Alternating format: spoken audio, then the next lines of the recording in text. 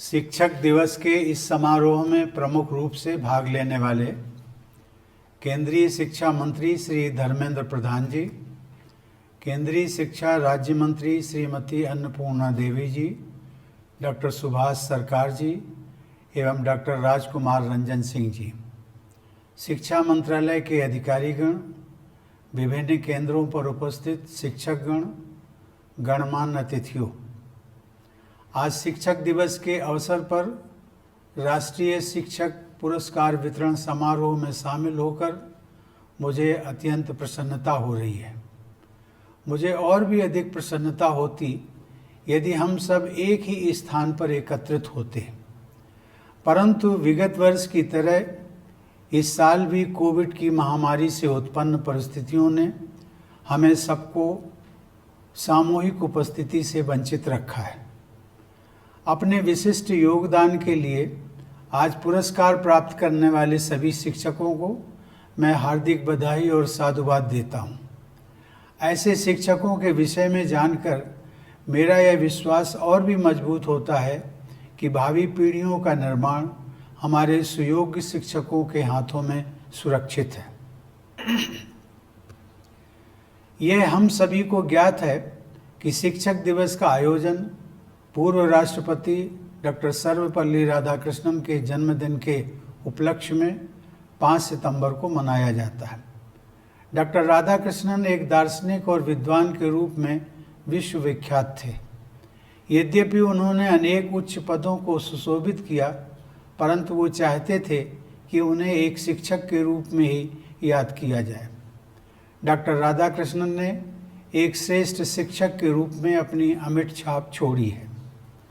सबके जीवन में शिक्षकों का अत्यंत महत्वपूर्ण स्थान होता है।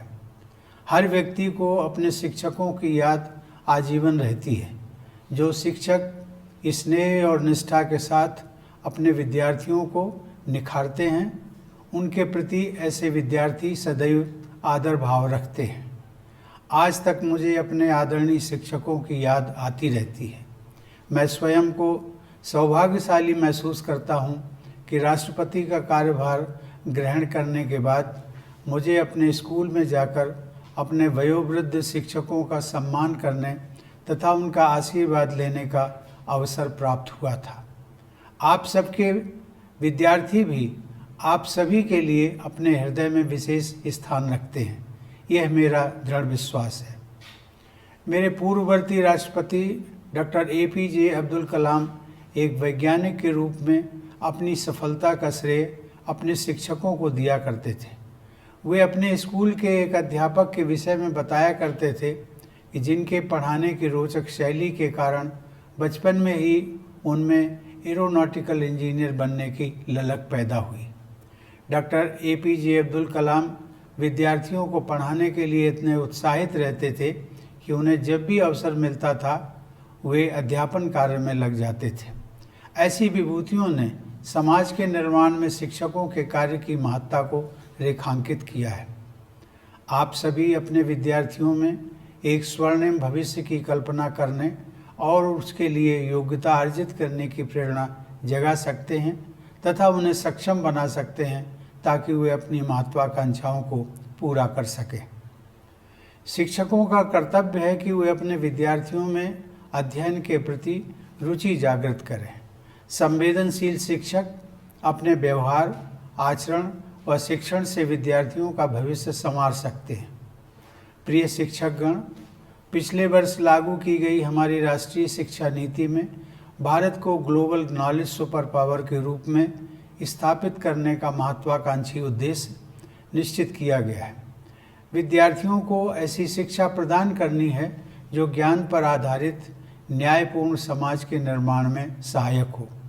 हमारी शिक्षा व्यवस्था ऐसी होनी चाहिए जिससे विद्यार्थियों में संवैधानिक मूल्यों तथा नागरिकों के मूल कर्तव्यों के प्रति निष्ठा उत्पन्न हो, देश के प्रति प्रेम की भावना मजबूत बने तथा बदलते वैश्विक परिदृश्य में वे अपनी भूमिका के बारे में सचेत रहें। शिक्षकों को इस बात का विशेष ध्यान रखना चाहिए कि प्रत्येक विद्यार्थी की क्षमता अलग होती है, उनकी प्रतिभा अलग होती है, मनोविज्ञान अलग होता है, सामाजिक पृष्ठभूमि व परिवेश भी अलग अलग होता है। इसलिए हर एक बच्चे की विशेष ज़रूरतों, रुचियों और क्षमताओं के अनुसार उसके सर्वांगीण विकास पर बल देना चाहिए। मेरा मानना है कि हर किसी के व्यक्तित्व का निर्माण आरंभ में उसके माता पिता एवं शिक्षकों द्वारा शुरू किया जाता है। हमारी परंपरा में प्रत्येक व्यक्ति को सुयोग्य और प्रत्येक वस्तु को उपयोगी माना गया है। किसी को भी अयोग्य या अनुपयोगी नहीं माना गया है। संस्कृत में एक सुभाषित है, आमंत्रम अक्षरम नास्ति, नास्ति मूलम अनौषधम, अयोग्य पुरुषो नास्ति, योजकः तत्र दुर्लभः। अर्थात ऐसा कोई अक्षर नहीं है जिसके प्रयोग से सार्थक कथन अथवा मंत्र की रचना ना हो सके। ऐसी कोई वनस्पति नहीं है जिसका उपयोग औषधि के रूप में ना हो सके। ऐसा कोई व्यक्ति नहीं है जिसमें योग्यता ना हो, लेकिन इन सब का संयोजन करने वाले व्यक्ति ही दुर्लभ होते हैं। किसी भी समाज में निहित प्रतिभा के संयोजन की प्राथमिक जिम्मेदारी शिक्षकों की ही होती है। एक अच्छा शिक्षक व्यक्तित्व निर्माता है, समाज निर्माता है और राष्ट्र निर्माता भी है। हमारे देश में उत्कृष्ट शिक्षा व्यवस्था के उदाहरण उपलब्ध रहे हैं। लगभग 125 वर्ष पहले पश्चिम के विकसित देशों में शिक्षाविद विद्यार्थियों को शारीरिक दंड देने के विषय में वाद विवाद कर रहे थे तथा spare the rod and spoil the child की सोच को विश्व के प्रमुख शिक्षण संस्थानों द्वारा अपनाया गया था। उस समय गुरुदेव रविंद्रनाथ टैगोर द्वारा स्थापित विद्यालय शांति निकेतन में शारीरिक दंड सर्वथा वर्जित था। गुरुदेव मानते थे कि ऐसे दंड का विद्यार्थियों के कोमल मनोमस्तिष्क तथा व्यक्तित्व विकास पर प्रतिकूल प्रभाव पड़ता है। आज पूरा शिक्षा जगत इस मनोवैज्ञानिक तथ्य को स्वीकार करता है। इस प्रकार भारतीय परंपरा के संवाहक गुरुदेव रविंद्रनाथ टैगोर की शिक्षा संबंधी सोच अत्यंत आधुनिक थी। हमें अपनी परंपरा में निहित आधुनिकता को अपनाना है। आपको यह सदैव ध्यान में रखना है कि भय पर आधारित शिक्षा के मुकाबले प्रेम पर आधारित शिक्षा अधिक कारगर सिद्ध होती है। देवी और सज्जनों, पिछले लगभग 1.5 वर्ष से संपूर्ण विश्व कोरोना महामारी के कारण उत्पन्न हुए संकट से गुजर रहा है। इस परिस्थिति में जब सभी कॉलेज और स्कूल बंद थे, तब भी शिक्षकों ने विषम स्थितियों का सामना करते हुए बच्चों की शिक्षा का क्रम रुकने नहीं दिया। इसके लिए शिक्षकों ने प्रयासपूर्वक बहुत कम समय में ही डिजिटल प्लेटफॉर्म्स का उपयोग करना सीखा और शिक्षा प्रक्रिया को जारी रखा। ऐसे सराहनीय प्रयास करने वाले कुछ शिक्षकों को आज पुरस्कृत भी किया गया है।